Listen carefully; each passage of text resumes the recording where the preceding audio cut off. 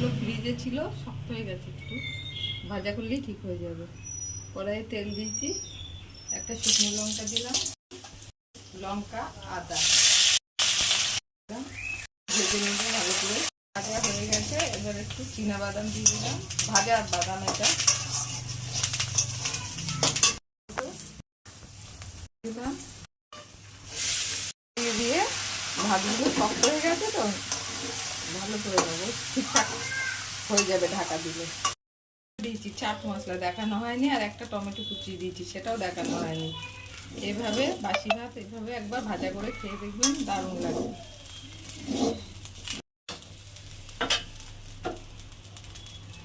হয়ে গেছে ভাত ভাজা।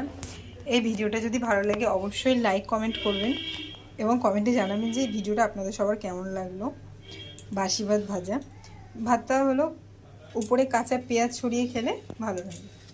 এই যে পেঁয়াজ আমরা কেটে রেখেছি। আমার এই ভিডিওটা যদি আপনাদের সবার ভালো লাগে অবশ্যই কিন্তু আমাকে কমেন্টে জানাবেন যে ভিডিওটা আপনাদের সবার কেমন লাগলো। ধন্যবাদ। চ্যানেলটাকে একটু সাবস্ক্রাইব করে দেবেন। ধন্যবাদ।